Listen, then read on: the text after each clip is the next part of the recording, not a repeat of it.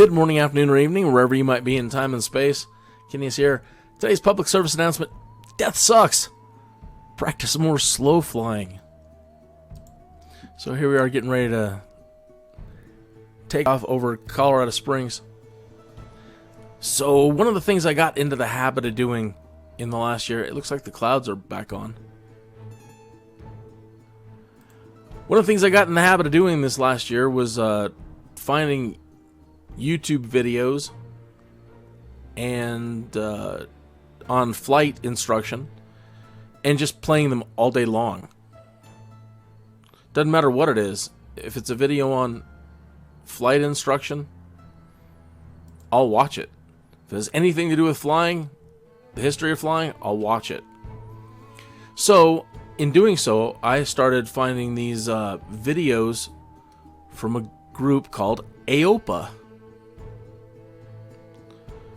And flight safety videos. And they did this bit on the most common causes of crashes. And they were highlighting a gentleman who just teaches slow flying. Now, slow flying has been a training lesson in previous flight simulators and was included in Dovetail's flight school, which is no longer available. But usually slow flying is taught. And so far, not so much at the moment in Microsoft Flight Simulator, other than just learning how to fly straight and level, which we're probably not doing.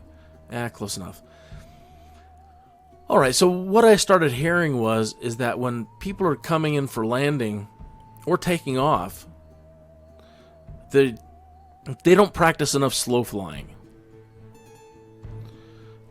They also teach you how to manage flight on a stall. So, in a stall, you're definitely flying slow. Your nose is up really high, and you start losing wind over your wings, and you'll get a stall warning, and the plane will fall. If you look at the speed we're going, it's dropping. We're at 60. We're going into the 50s. And at some point right there's the stall warning. Usually stalls right around 40, as it's doing now. So learning to fly right there, learning to fly at 50 and hold it. Getting yourself into a configuration to where you're comfortable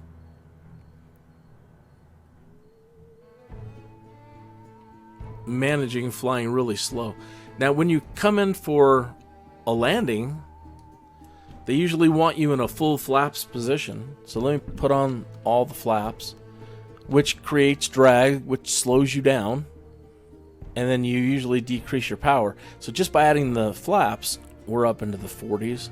Drop the nose a little bit. It'll naturally fall back down.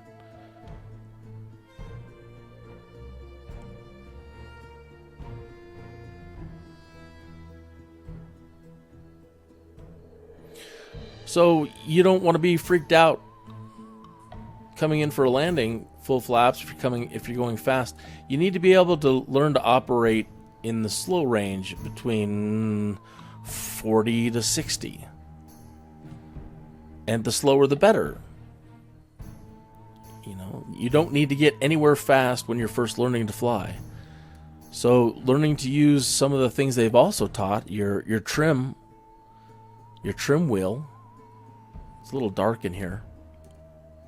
But using your trim, making sure you have your keybinds set, or manually find the wheel in here and rotate it.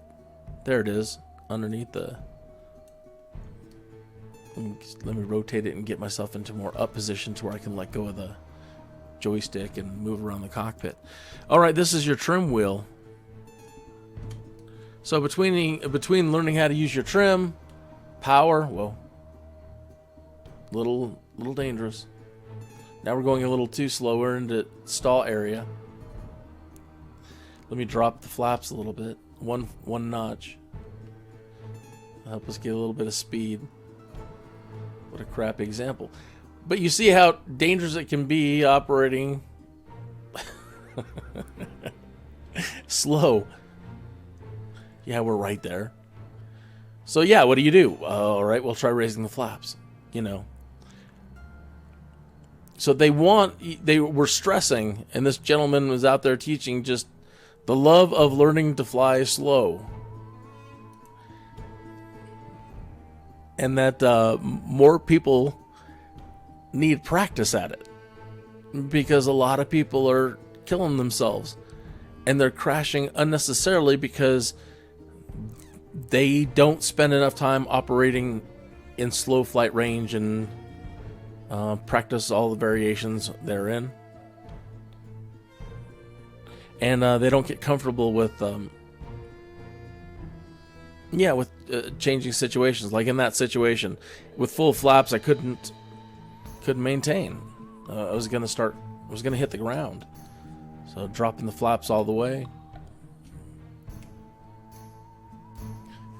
Anyway, that's been your public service announcement for the day. Is low and slow, or just slow in general. Learning how to spend more time flying as slow as possible and keeping control of your plane. So that's my little part to help the world out after watching videos on doing it, and I'm practicing it more and more and more myself. So thank you. I will take your advice and I will keep practicing slow flying, and I hope you do too.